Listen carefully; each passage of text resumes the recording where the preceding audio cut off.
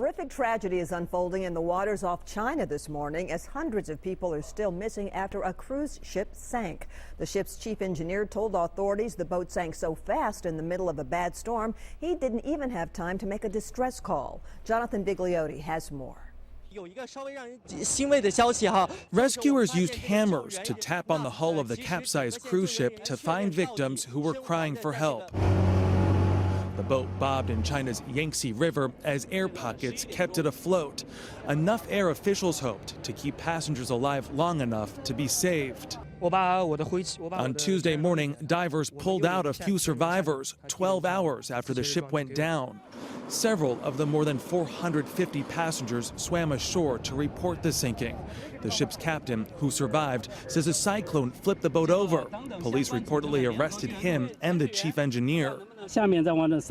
Rescuers have saved more than a dozen people so far, including this 65-year-old woman. Most of the victims are senior citizens. Some of their young grandchildren were reportedly with them.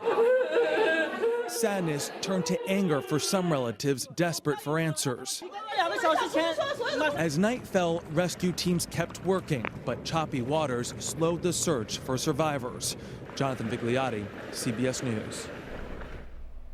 Back here, we have more information on that deadly roadside shooting from yesterday. Deputies in Coffee County say Jose Garcia was driving from Chattanooga to Nashville when he flashed a gun and forced the driver to pull over on I-24. He held the 5 people inside the vehicle at gunpoint for 6 hours before someone was finally able to call 911.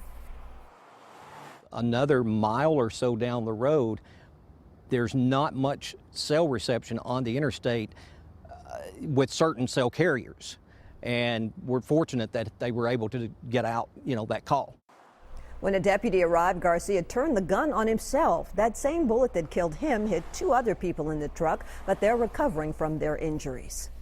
Today, friends and family of the young boy who was hit and killed by a train are saying their goodbyes. 17-year-old David Jr. Hernandez was walking along the tracks near the factory in Franklin when he was run over last week. We're told he was wearing earbuds and never heard the train coming. A remembrance mass is taking place for the Centennial High School student tonight. It's at 6:30 at the St. Philip's Catholic Church.